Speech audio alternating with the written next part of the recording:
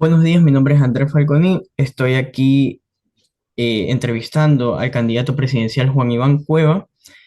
Primero le quiero agradecer por aceptarme la invitación a este programa. Y la primera pregunta que le voy a hacer es, ¿quién es Juan Iván Cueva y por qué participa en estas elecciones a la presidencia? Gracias, Andrés, por esta cordial invitación. Bueno, Juan Iván Cueva es un joven lojano, soy lojano, tengo 39 años de edad, soy ingeniero en electrónica y telecomunicaciones, tengo varias especializaciones en inteligencia artificial, tengo una especialización en energías renovables, tengo un posgrado en ingenierías, tengo una maestría en administración de empresas, he trabajado dentro y fuera del Ecuador. He trabajado 7 años en Buenos Aires, 2 años en Montevideo. He sido asesor técnico del expresidente Pepe Mujica en Uruguay. Volví al Ecuador en el 2015. Soy un emprendedor de corazón, a tal punto que siendo ingeniero en electrónica y telecomunicaciones, tengo una fábrica de cerveza artesanal. Además, tengo dos firmas, dos empresas, una que se encarga de temas de ciberseguridad e inteligencia artificial y la otra que se encarga de energías renovables, que son parques eólicos, granjas solares, inclusive hidroeléctricas. Pero sobre todo, Andrés, me considero que soy un joven ciudadano que está indignado por la situación en la que se encuentra el país y que ha decidido dar un paso hacia adelante y no dar un paso hacia el costado y convertirse en un protagonista importante de la toma de decisiones del Ecuador. Y para eso está la política, porque la política no es más que el arte de servir a la ciudadanía. La política no es nada más que el arte de captar poder, pero para poder solucionar los problemas, tener poder para poder enfrentar la crisis económica, tener poder para poder enfrentar la crisis energética, la crisis de salud, la crisis de empleo, la crisis en diferentes órdenes que existen en este momento. El Ecuador, actualmente estoy corriendo hacia la presidencia de la República junto con Cristina Reyes, una mujer ejemplar, empoderada, que ha tenido siempre sus causas en la lucha de la mujer y que ahora hemos decidido devolverles el poder a los ciudadanos, pero sobre todo a las mujeres. También me acompaña en este proyecto político Yacu Pérez, ex candidato a la presidencia de la República del Ecuador. Él está como asambleísta nacional y he logrado hacer una coalición de personas y no de partidos en este proyecto político donde queremos democratizar la política en el Ecuador para que los jóvenes, así como tú, Andrés, y el resto de jóvenes que nos van a escuchar a través de tu medio digital, vean esta causa como suya, como propia, y que se unan a esta iniciativa que tenemos donde queremos dignificar la política en el Ecuador. Bien, usted acaba de mencionar que le va a devolver el poder a las personas. ¿Cuál sería su método más eficaz para lograrlo? Con la democracia, Andrés. Es importante la democracia, la participación ciudadana y para eso existen herramientas para hacerlo. Como soy un innovador, como vengo del mundo de la tecnología, vamos a modernizar el Estado en todas las carteras, en absolutamente todas las carteras del Estado para justamente eso, devolverles el poder, porque el poder está en la transparencia, el poder está en los datos, el poder está en el acceso a la información, para que sea la ciudadanía, para que sean los ecuatorianos quienes juzguen en tiempo real, con datos precisos, sin mentiras y sin demagogias, a los gobiernos que están de turno. Listo. Usted ha manifestado en entrevistas anteriores que creará una agencia de inteligencia en materia de seguridad, con una inversión de 660 millones. ¿De dónde conseguirá ese dinero y sobre todo, en qué consiste la agencia de inteligencia? Mira, eso está dentro de nuestro plan de defensa al Ecuador, que así se llama nuestro plan de gobierno, plan de defensa al Ecuador. En el eje de seguridad tenemos el plan Plomo Cero Delincuentes, que entre otras cosas vamos a crear la agencia de inteligencia, no de espionaje, agencia de inteligencia. Repito, no de espionaje. Con esta inversión de 660 millones de dólares en los 6 primeros meses, vamos a implementar sistemas de videovigilancia con cámaras con inteligencia artificial, de lo cual yo soy experto, con lector de placas, con predicción de comportamientos para que los delincuentes no se puedan esconder ni debajo de las piedras porque los vamos a encontrar. ¿De dónde vamos a sacar la plata? Andrés, tú sabías, no sé si es que tú sabías, que el Ecuador pierde 7.000 millones de dólares anuales, según la ONU, según la CEPAL. 7.000 millones de dólares anuales pierde el Ecuador por corrupción. Así que plata hay. El problema es que se la están robando. El problema es que se la están robando a la plata de nosotros, de los ecuatorianos. Entonces, si es que cerramos el grifo de la corrupción, que está en contratos con sobreprecio, que está en la evasión fiscal, en la evasión de impuestos, vamos a tener el dinero para poder invertir estos 660 millones de dólares. Además, dentro del presupuesto general del Estado, en la partida de seguridad, cuyo monto es de 3.300 millones de dólares, que hasta el momento se ha ejecutado solo el 51%, es decir, 1.700 millones de dólares, tenemos el dinero para poder implementar esta acción entre las diferentes acciones que tenemos dentro del plan Plomo Cero Delincuencia. Listo, ¿me podría hablar un poco más sobre a qué se refiere ese plan plomo cero delincuencia? Como te decía, entre otras acciones, vamos a crear la agencia de inteligencia, no de espionaje, con esta inversión que te la mencioné hace un momento, vamos a fortalecer a la fuerza pública. Mira, hay un dato muy importante aquí con respecto a la fuerza pública, policías y militares. Según un informe de la ONU también, ellos deberían de estar capacitados, deberían disparar al menos 137 veces al año y no lo tienen. La policía está desprotegida, sin la capacitación necesaria. No tienen cascos, no tienen chalecos, no tienen armamentos. Imagínate tú, Andrés, que un policía que porta siempre un arma corta de calibre bajo tenga que enfrentarse a un delincuente que ya están con fusiles. ¿Te das cuenta? Ellos también son humanos, tienen familia como nosotros. ¿Con qué confianza salen a las calles a defender a la ciudadanía si es que ni siquiera les dotamos de armamento y ni de equipos de punta para que vayan a hacerlo? Entonces, en este gobierno, que es el gobierno de Juan Iván Cueva, el gobierno del cambio, vamos a darle las herramientas necesarias para que vayan a defender a la ciudadanía. Pero además vamos a darles el acompañamiento jurídico cuando ellos, en el uso de su deber, tengan que neutralizar o eliminar a un delincuente o una amenaza, sepan que van a tener un presidente de la República que los va a defender en cualquier orden de la justicia. Sí, porque los policías se encuentran totalmente desprotegidos. Tercero, depuración a la fuerza pública, depuración a los policías y militares. En este momento ya nosotros tenemos un listado de 1.500 nombres de policías. Perdón, un rato, me desconecto del WhatsApp. Eso, ya. Tenemos un listado de 1.500 nombres de policías y militares que están metidos con los grupos de delincuencia organizada y con el narcotráfico. Los vamos a depurar. Además, una depuración a la función judicial. Ya tenemos el listado y los nombres de 500 fiscales y jueces. 500 fiscales y jueces que no están a favor de la ciudadanía. Entonces, con esta depuración, con este fortalecimiento, vamos a garantizar una mayor seguridad hacia la ciudadanía.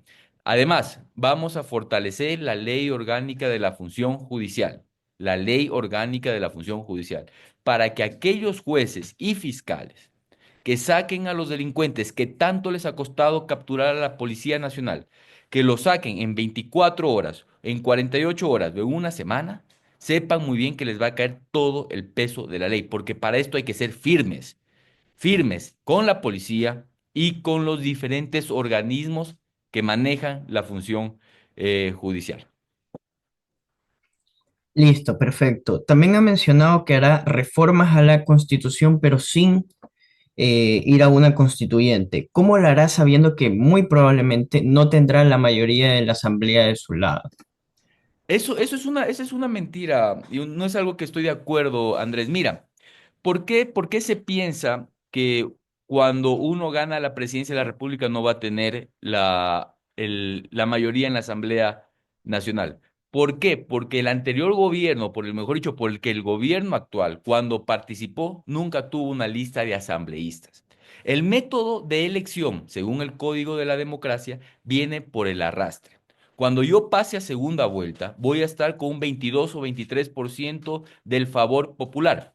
¿Eso qué significa? Que voy a tener entre 33 y 34 asambleístas, Andrés.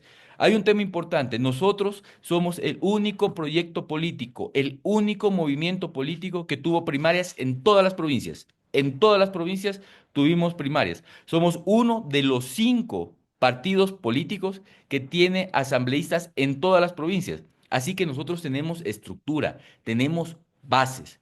Entonces, a diferencia del mandatario actual, que no tenía asambleístas, cambia la situación, porque nosotros sí tenemos estructura, tenemos base, entonces, según el Código de la Democracia, vamos a tener un arrastre. Eso por un lado para puntualizar. Segundo, nosotros ya hemos demostrado, Andrés, que somos la unión. Nosotros ya hemos demostrado que somos esa cohesión social. Es por eso que mi binomio, que es Cristina Reyes, que viene de la centro derecha, que viene en la representación de las mujeres, de la lucha de las mujeres, del posicionamiento de las mujeres, me acompaña como binomio. Es por eso que, por otro lado, Yacu Pérez, que es de la centro izquierda, también se ha unido a este proyecto político. Una persona que ha estado siempre en la defensa de las causas sociales y del medio ambiente. Entonces, si algo puedo decir yo, que ya lo he hecho sin ser presidente de la República todavía, es que podemos generar unión, que podemos generar acuerdos, porque los acuerdos no son malos, Andrés. Eso hay que sacarse de la cabeza.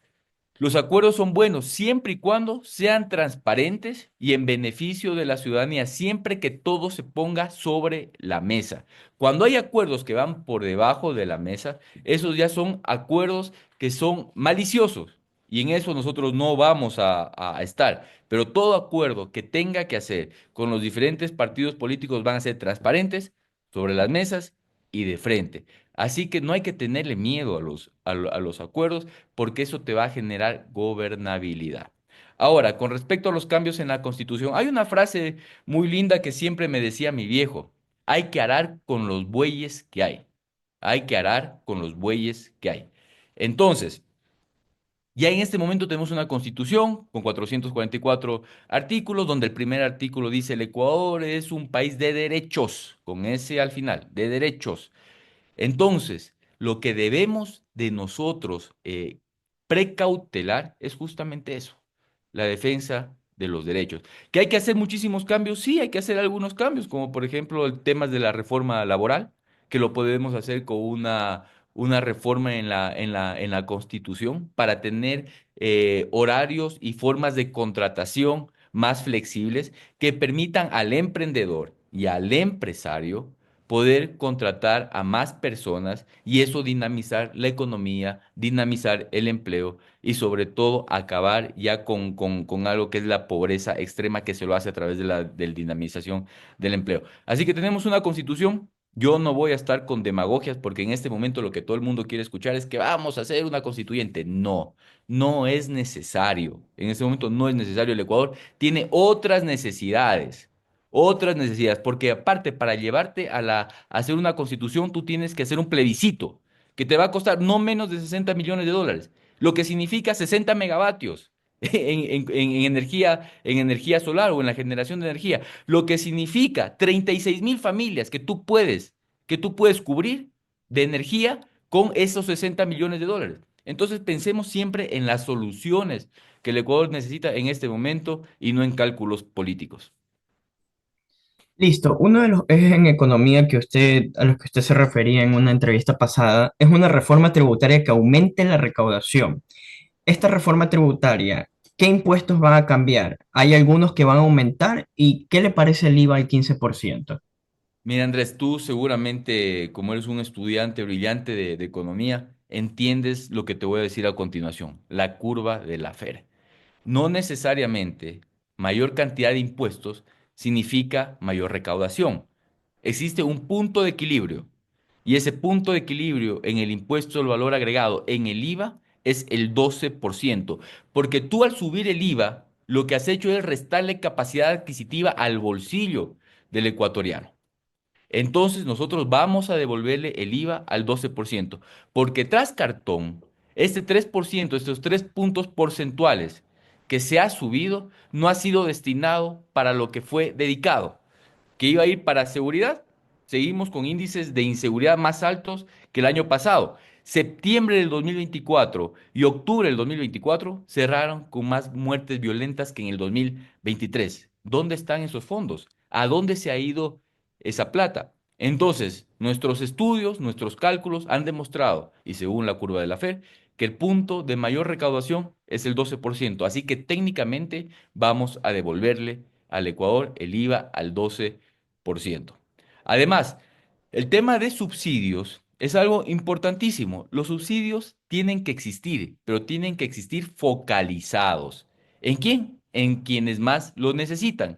¿Quiénes son los que más necesitan en el Ecuador? No son las grandes familias, no son los grandes grupos financieros, no son los grupos grandes económicos, no es la industria. Eso hay que tenerlo muy claro. Es la gente pobre del Ecuador, la que está viviendo, la que vive con $3.60, lo que vive con $3.60 el día, que son 5 millones de ecuatorianos. ¿Te das cuenta cuánta gente es? Hay que focalizar los subsidios, focalizarlos para ciertos sectores vulnerables, para ciertas industrias que necesitamos que el precio del combustible sea bajo, para que no nos suban los alimentos, porque aunque no lo creas, quitas, eliminas el subsidio y suben muchísimas cosas. Primero por la especulación, que eso es algo con lo que hay que luchar. Segundo, porque sí se encarece. Aunque no, mucha gente dice, no, pero es que te sube $1. No, no se trata de eso, no se trata de $1, se trata de la cadena de producción, cuánto va a subir la elaboración de un producto y por lo tanto vuelven los productos más caros y nuevamente que llegamos a lo mismo, le quitas el poder adquisitivo al bolsillo del ecuatoriano. Listo, perfecto. Usted en una entrevista pasada también dijo que pretende, que usted quiere gestionar la condonación de deuda externa al menos un tercio. ¿Cómo lo va a lograr y básicamente cuál es o sea, cuál es el mecanismo que va a utilizar y cuál es el lugar donde va a tratar de condonar el tercio de la deuda Mira, externa? la renegociación de la deuda externa e interna es importantísimo. Te la pongo en contexto. Nosotros lo que necesitamos en este momento son negociadores expertos, ¿sí? Vamos a formar un grupo especializado de economistas y de abogados para poder trabajar la deuda soberana, ¿sí? Lo primero, formemos un equipo que nos permita renegociar los mejores beneficios que el Ecuador necesita. Segundo, vamos a cambiar a condiciones estratégicas. Vamos a buscar mejores plazos, vamos a buscar mejores tasas de interés y eso se lo hace a través de este equipo de renegociación de la deuda externa. Y tercero, lo vamos a pagar o vamos a utilizar mecanismos que son diferentes, como por ejemplo las garantías verdes, bonos verdes y sostenibles. Por ejemplo, en este momento, la venta de bonos de carbono se vende en el mercado mundial y aquí en el Ecuador no está todavía regulado. Cuando nosotros somos un país donde podemos generar muchísimas condiciones para generar estos bonos verdes, ¿sí? Podemos ser con mejores prácticas en las curtiembres, por ejemplo, con implementación de granjas solares, con proyectos que sean ambientalmente sostenibles. Vamos a generar este tipo de condiciones para nosotros también poder crear estos bonos que los comienzan a comprar en el mercado internacional, porque muchas empresas no pueden hacerlo y ya existen regulaciones en ese sentido. Perfecto. Dice que va a establecer una política de cero tolerancia a la corrupción. ¿De qué trata este proyecto? Mira, Andrés, como te dije, según la ONU, según la CEPAL, 7.000 millones de dólares se van en el Ecuador en el 2023. Se fueron en el Ecuador 7.000 millones de dólares por la corrupción. ¿Cómo la combatimos? con tecnología, con inteligencia artificial. Fíjate que seguramente me escuchaste este ejemplo en otra entrevista, en un hospital, que no voy a decir su nombre, se estaba comprando paracetamol en 43 centavos de dólar. Cuando en la Fibeca, en la farmacia, en la Sana Sana, en la farmacia de la esquina, te la venden entre 13 y 15 centavos a la misma acetaminofén, a la misma paracetamol de 1 gramo. Cuando la farmacéutica te la vende o la fabrica entre 3 y 4 centavos. ¿Te das cuenta el sobreprecio que existe desde la fabricación hacia la venta o la compra de una institución pública? Es más fácil y es más económico irse a comprar, según como han hecho los estudios, es más fácil irse a comprar una Fibeca, en una Sana Sana. Entonces, ese desfase, esa inflación, ese sobreprecio genera la corrupción. ¿Cómo la vamos a combatir? Con tecnología, con inteligencia artificial, con sistemas computacionales que estén analizando en tiempo real los precios del mercado, para que cuando pasen este tipo de cosas, salten las alarmas necesarias y se pueda mostrar a la ciudadanía transparencia, porque una situación muy, muy importante es la auditoría en tiempo real de los actos públicos. Entonces, si es que se está comprando, hay un sistema computacional que te lanza las alertas y pueden intervenir los organismos de control. Eso con tema de los sobreprecios. Evasión de impuestos. Vamos a reforzar al SRI, vamos a reforzar a la UAFE para el lavado de activos. Y eso no solamente impacta en la corrupción, sino que me impacta también en un eje importante que el Ecuador necesita, que es la seguridad. Porque el Ecuador se ha convertido en uno de los países de mayor lavado de activos de la región. Y eso me implica más delincuencia, eso me implica mayor relación con el Estado, porque el Estado está siendo parte de esto. Por eso, un periódico extranjero nos ha catalogado ya como un narcoestado. Es importante depurar esto, Andrés. Y eso se lo hace desde la cabeza para que sea un efecto cascada. Desde la cabeza, porque eso es importante que se entienda y que lo vamos a realizar.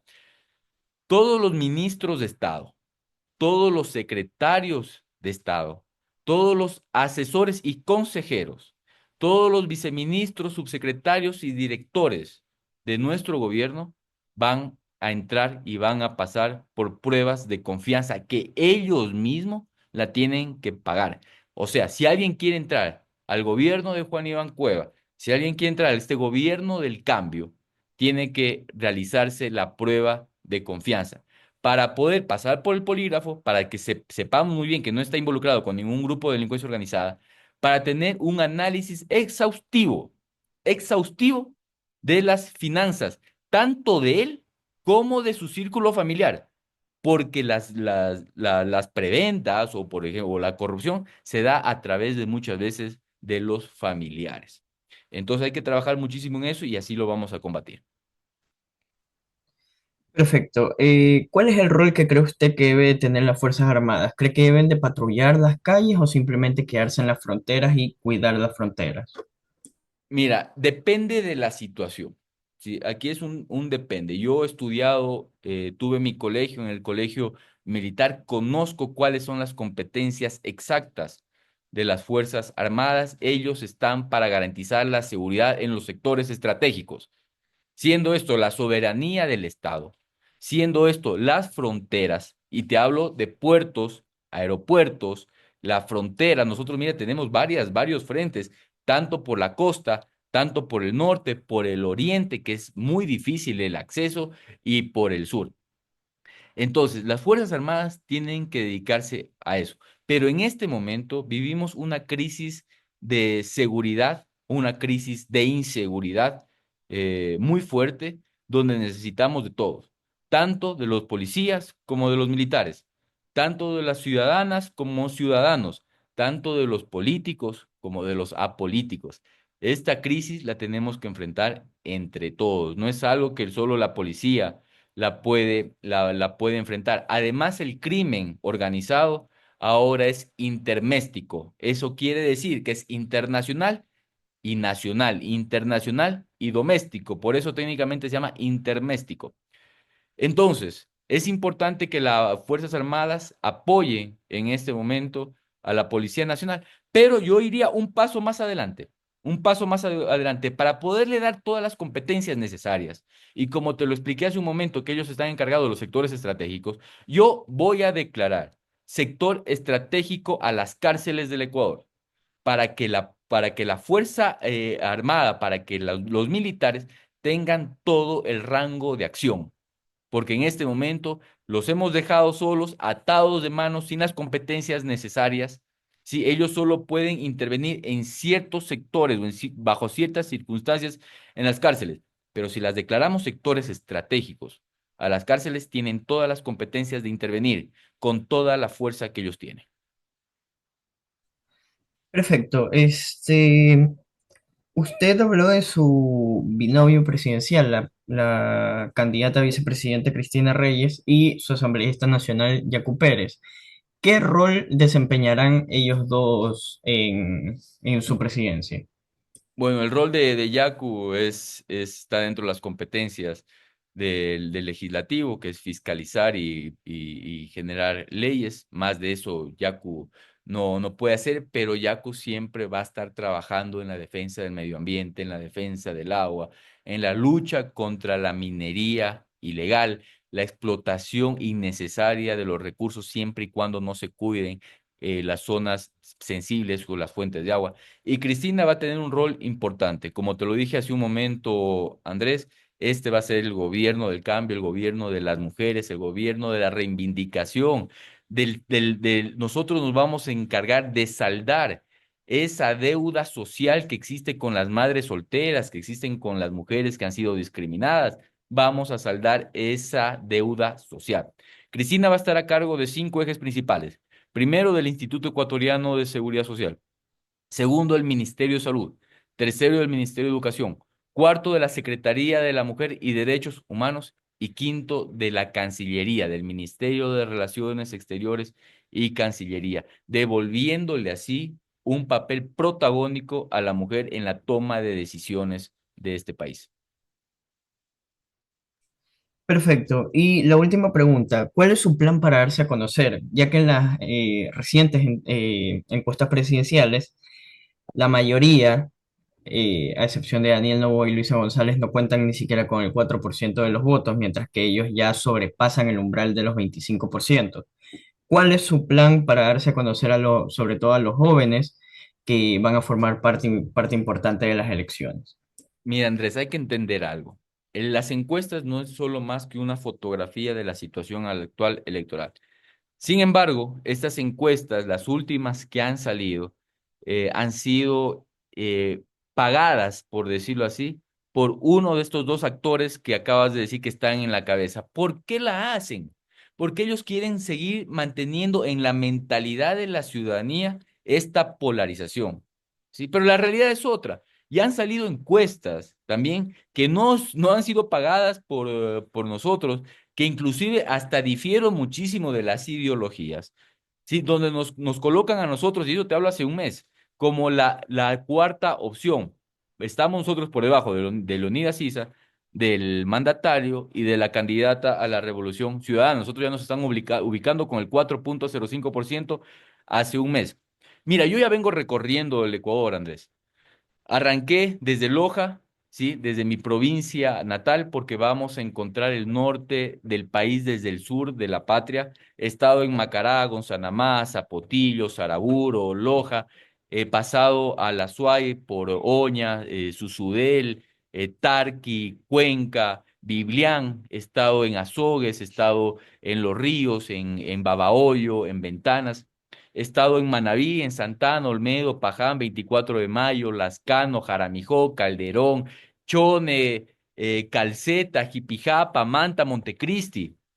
He estado en Santa Elena, en Guayas. Me he quedado a dormir en Guayaquil, en la entrada a la 8. Me he quedado a dormir también en la Prosperina, entendiendo la realidad de lo que está pasando en el Ecuador. porque el próximo presidente de la República debe ser una persona que conozca la realidad de la ciudadanía, no la realidad de la Puntilla, no la realidad de San Borondó, no la realidad de Mocolí. Tiene que conocer la realidad del Ecuador profundo. Y ese Ecuador profundo está en esos sitios donde existen muchísimas necesidades, donde existen muchísimos problemas sociales, donde el núcleo principal de la sociedad, que es la familia, está totalmente destruido, donde el tejido social está totalmente calcinado por el narcotráfico, por la delincuencia, por los grupos por los grupos de delincuencia organizada y armada, que eso es una cosa importante diferenciarlos. El próximo mandatario tiene que conocer la realidad. He estado en Tungurahua, Chimborazo, en Esmeraldas, en Orellana, en Napo, en Pastaza. He estado ya en todo el país. Y eso te digo, en este momento lo que más quieren las encuestas, ¿sí? O los dos candidatos es mantener esta polarización, porque no les conviene el outsider, porque no le quieren seguir manteniendo en la mentalidad de la ciudadanía que solo ellos dos existen. Pero va a haber sorpresas, estimado Andrés. Nosotros estamos haciendo un trabajo impecable, impecable en todo el Ecuador. Listo, muchísimas gracias por atender esta entrevista, muchísimas gracias por responder a las preguntas y espero tenerlo en alguna otra ocasión, en alguna próxima. Dale, Andrés. Solo un último mensaje a todos los jóvenes que nos van a escuchar por tu medio digital. Que esto es un proyecto político nuevo, renovador, que buscamos estar lejos del odio, la polarización, el resentimiento, la persecución que se ha formado en la sociedad. Es el momento de devolverle a la ciudadanía, a la nación, al Ecuador, esa sensación de paz, esa sensación de armonía, donde todos podamos salir a la calle en tranquilidad, sin pensar que nos van a secuestrar a nuestros hijos, sin pensar que vamos a tener que nos puedan robar o nos puedan matar al salir a la calle. No queremos ver a madres llorar sobre los cuerpos de los hijos. Es importante que soñemos y que nos imaginemos nuevamente en que los niños salgan a la calle a jugar y que su risa se haga eco en cada calle, en cada barrio, en cada esquina, en cada edificio, que puedan ellos salir a jugar frente a un arco, debajo de un aro, que tengamos esa posibilidad esperanzadora que necesitamos de volver a creer en un cambio para el Ecuador. Listo, muchísimas gracias y que tenga un buen día. Gracias, Andrés.